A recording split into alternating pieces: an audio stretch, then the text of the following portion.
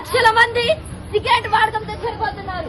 మన భారతదేశంలో సంవత్సరానికి 10 లక్షల మంది సిగరెట్ వాడకంతో చనిపోతున్నారు. 13 లక్షల మంది డ్రగ్స్ వాడకంతో చనిపోతున్నారు. వాళ్ళలో ఎవరు ముసలి వాళ్ళు లేరు, కేవలం యవనస్తులు చిన్న పిల్లలు మాత్రమే ఉన్నారు. దయచేసి తల్లిదండ్రులుగా మన బాధ్యత మనం నెరవేరుస్తాం. మన పిల్లలు అట్లా మత్తుగా బానిసలవడం కేవలం మన నిర్లక్ష్యం.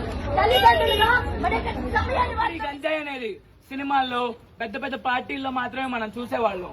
ఇప్పుడు ఆ గంజాయి సినిమాల్లో పెద్దవాళ్ల పార్టీల్లో మాత్రమే కాదు, మన వీధుల్లోకి వచ్చేసింది, మన పిల్లలు చదివే స్కూళ్లలోకి కాలేజీల్లోకి వచ్చేసింది, మన ఊళ్లలోకి వచ్చేసింది, మన ఇళ్లలోకి వచ్చేసింది, మన దేశంలోకి వచ్చేసింది. అలాంటి గంజాయిని మనం ఏం చేయాలి?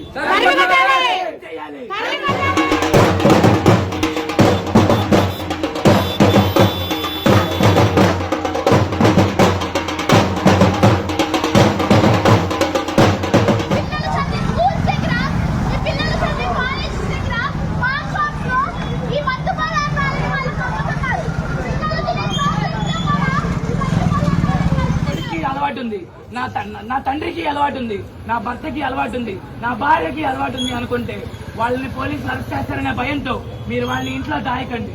ఎందుకంటే గంజాయి తీసుకుంటున్న వాళ్ళెవరిని ప్రభుత్వం నేరస్తులుగా పరిగణించదు. వాళ్ళు రోగులు, వాళ్ళు వ్యాధి